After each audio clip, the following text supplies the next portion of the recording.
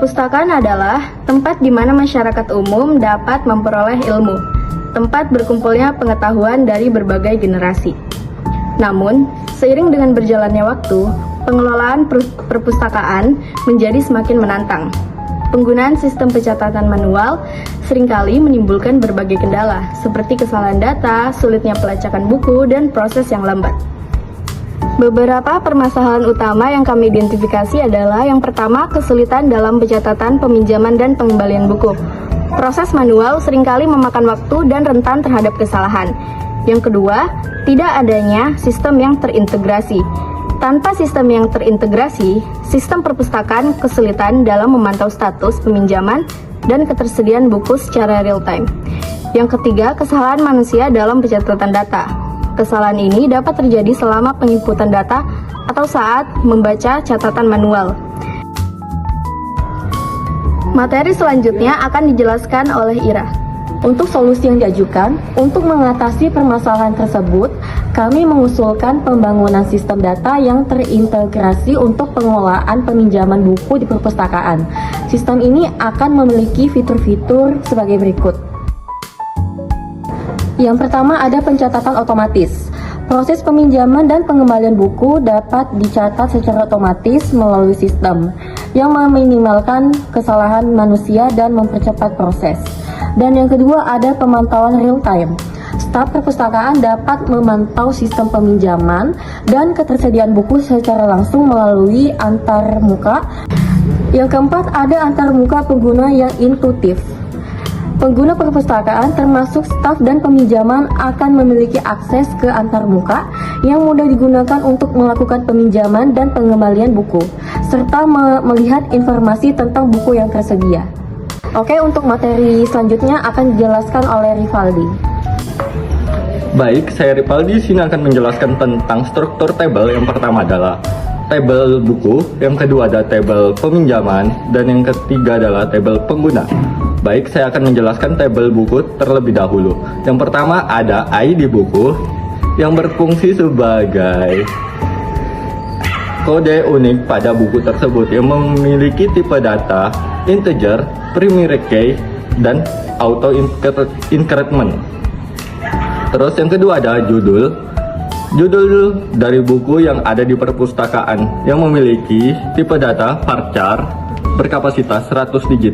Terus yang ketiga ada penulis atau nama penulis buku yang memiliki tipe data varchar berkapasitas 100 digit juga.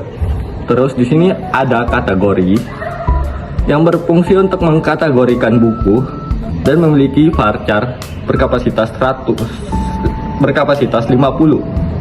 Terus di sini ada jumlah yang memiliki jumlah buku.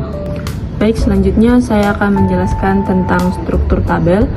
Tabel yang saya ambil sebagai contoh di sini adalah tabel buku, di mana ID buku merupakan primary key-nya dan ID buku, judul, penerbit, dan status itu merupakan aksesorisnya. Dan di sini ada 5 tuples, yaitu kolom pertama, kedua, ketiga, keempat, dan kelima. Dan kumpulan dari tuples itu disebut dengan kardinalitas, dan kumpulan dari beberapa aksesoris itu disebut dengan degree. Selanjutnya, tabel peminjaman. Tabel di peminjaman di sini ada ID peminjaman yang berfungsi sebagai ID unik untuk setiap peminjaman yang dilakukan oleh pengguna. Setiap peminjaman akan memiliki ID-nya tersendiri yang memiliki tipe data integer dan primary key dan auto increment. Terus yang kedua di sini ada ID buku yang berfungsi sebagai ID buku yang dipinjam dan memiliki tipe data integer dan foreign key.